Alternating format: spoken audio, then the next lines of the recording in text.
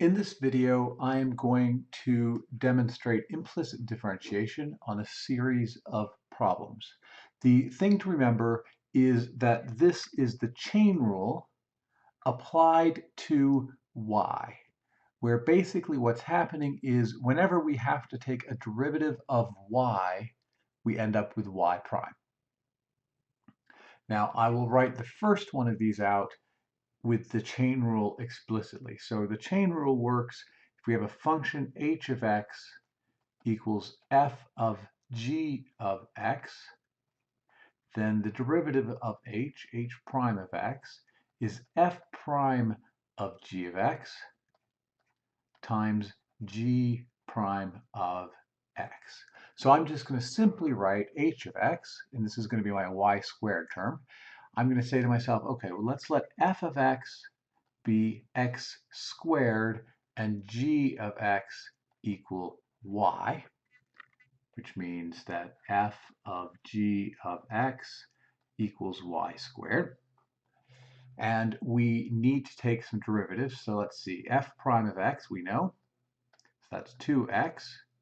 And as I just said, this is implicit differentiation, so g prime of x is equal to y prime, which means that h prime of x, and now we're just plugging things in, is f prime of g of x. So we're f prime of x is 2x, and we're plugging in y, so that's equal to 2y, and then times g prime of x, which is y prime. So that has just told us, it's a little bit long-winded here. You probably, once you get the hang of this, you don't need to write out all of these steps.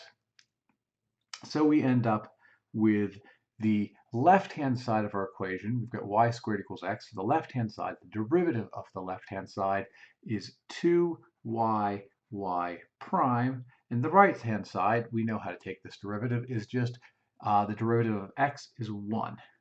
And now we solve for y prime, and we end up with 1 over 2y. I'm going to do the same thing for the second problem, but I'm not going to write out as many steps. I look at this and I say this is a product rule. So I take the derivative of the first function, 1, times the second function, y, plus the first function, x, times the derivative of the second function, y prime, equals the derivative of 1, which is just 0. And now we have to solve for y prime, so we have x, y prime equals negative y, so y prime equals negative y over x. All right, let's do the third problem. The third problem, again, we have a product rule in here, but in order to do the product rule, we're going to need to figure out what the derivative of e to the y is. So I'm just going to use my chain rule, but I'm going to do it in my head a little bit here. So let's just go through this, and then maybe at the end, I will sit down and work through the chain rule explicitly. So we take the derivative of the first function, that's 1, times e to the y, plus the first function, times the derivative of the second function, which is, so the second function is e to the y, so we have e to the y times y prime, and that equals 0. And now we solve for y prime, so we have x e to the y prime equals negative e to the y. That's it. And then y prime equals negative e to the y over x e to the y equals negative 1 over x. Now just to go through things very carefully, let's say h of x were equal to e to the y. Remember, y is a function of x.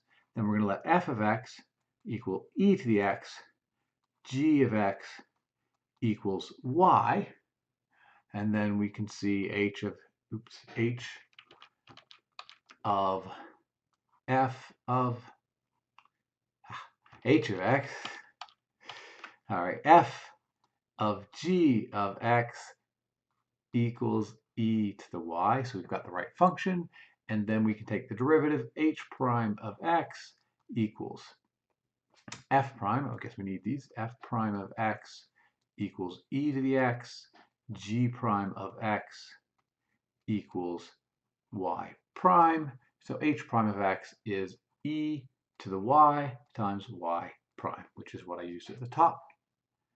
And then our last problem, we are doing a product rule first, so that's going to be derivative of the first function, e to the x times the second function, y, plus the first function times the derivative of y, which is y prime, equals, now the right-hand side, the derivative is not 0, so that's equal to negative 1. We have to solve for y prime, so we have e to the x y prime equals negative 1 minus e to the x y.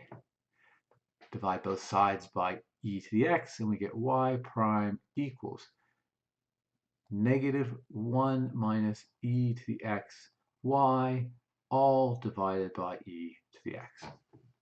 So there's our answer using implicit differentiation to find the derivatives of all 4 of these implicitly defined functions.